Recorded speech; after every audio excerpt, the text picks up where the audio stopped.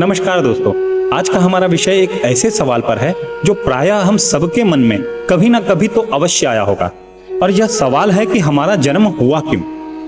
हम सब सोचते हैं कि कर्म बंधन के कारण हम इस जन्म और मृत्यु के चक्रव्यूह में फंसे हैं, पर हमारे मन में यह सवाल हमेशा आता है कि हमने ऐसा कौन सा कर्म किया था जिससे हमारा पहला जन्म हुआ। या यूं कहें कि जब हमारी चेतना उस परम चेतना में लीन थी तो हमसे ऐसा क्या अपराध हुआ, हमसे ऐसी क्या त्रुटि हुई कि हमें इस जन्म और मृत्यु के चक्रव्यूह में फंसना पड़ा। आज इंटरनेट पर इसके मन धड़ंग और कई अजीबोगरीब जवाब मौजूद हैं, पर हम इस सवाल का जवाब जानने की कोशिश करेंगे अपने 3 महत्वपूर्ण ग्रंथों से, उपनिषद, भगवद गीता और योग वशिष्ठ द्वारा। सबसे पहले अपने मन से यह भ्रांति निकाल दीजिए कि यह हमारा कोई अपराध था या हमें किसी चीज की सजा दी जा रही है। ब्रह्मसूत्र के दूसरे अध्याय में एक बहुत ही मजेदार श्लोक आता है। यह श्लोक है लोकवत्तु लीला कैवल्यम। इसका अर्थ है कि जैसे एक राजा जिसे कुछ प्राप्त करने की आवश्यकता नहीं है, जो राजा है वह कुछ भी प्राप्त कर सकता है, कुछ भी ले सकता है, परंतु अपने मनोरंजन के लिए वह तरह तरह के खेल खेलता है। ठीक उसी प्रकार वह पूर्ण परमात्मा अपने मनोरंजन के लिए इस सृष्टि की रचना करता है और उसे ही हम लीला के नाम से जानते हैं। तैत्तिरीय उपनिषद कहता है स कामयत बहुस्या प्रजा ये येति स तपोतपत्य स तपस तपत्वा इदम सर्वम सृजत। यानी परमात्मा ने संकल्प किया कि मैं अकेला हूं तो क्यों ना मैं अनेक हो जाऊं। इसे हम इस तरह समझें कि जिस तरह समुद्र सोचे कि मैं क्यों ना अपनी बूंदों को देखूं, क्यों ना मैं अपनी लहरों को देखूं और समुद्र में विभिन्न प्रकार की लहरें उत्पन्न हो जाएं, उसी प्रकार परमात्मा ने एक से अपने आप को अनेक कर लिया और परमात्मा ने अपने आप को अलग अलग रूपों में देखने के लिए स्वयं को अलग अलग रूपों में प्रकट कर लिया। अब आप कहेंगे कि अरे भाई, जब मैं ही वो परमात्मा हूं तो मैं भूल कैसे गया कि मैं वही परमात्मा हूं। मैं सुबह उठकर अपने ऑफिस की चिंतन में, धन कमाने की चिंतन में, परिवार पालने की चिंतन में क्यों फंस जाता हूं। और यहीं पर प्रवेश होता है भगवान की एक शक्ति का, जिसे हम माया या अविद्या के नाम से जानते हैं। श्वेताश्वतर उपनिषद कहता है कि माया हमारे बुद्धि पर एक पर्दा डाल देती है।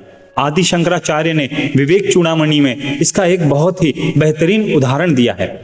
वे कहते हैं कि जिस तरह सूर्य के चलते ही बादल बनते हैं और वही बादल सूर्य को ढक लेते हैं और अंत में हमें प्रतीत होता है कि सूर्य लुप्त हो गया है, ठीक उसी प्रकार माया भी हमारी बुद्धि को घेर लेती है और हमें मैं और मेरा का अहंकार हो जाता है। और जैसे ही मैं और मेरा का अहंकार होता है, हमारे मन में विभिन्न प्रकार की इच्छाएं उत्पन्न होने लगती हैं और इन इच्छाओं की पूर्ति के लिए हम इस जन्म और मृत्यु के चक्रव्यूह में फंस जाते हैं।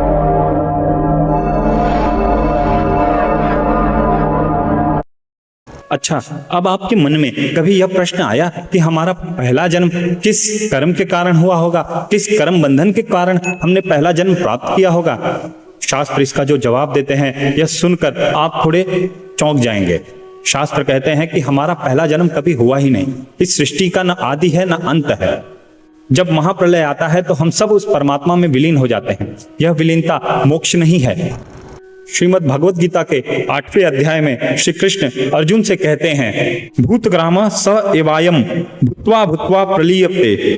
यानी जैसे रात को सोने के बाद आपके कर्म खत्म नहीं होते, सुबह उठते ही आपको वह सारे कर्म याद आ जाते हैं और आप अपनी दैनिक दिनचर्या में लग जाते हैं। ठीक उसी प्रकार जब सृष्टि की रचना शुरू होती है तो हमारी दबी हुई इच्छाएं, हमारी वासनाएं जो अतृप्त रह गई थी, वह हमें नया शरीर लेने पर मजबूर कर देती हैं और हमें नया जन्म मिल जाता है।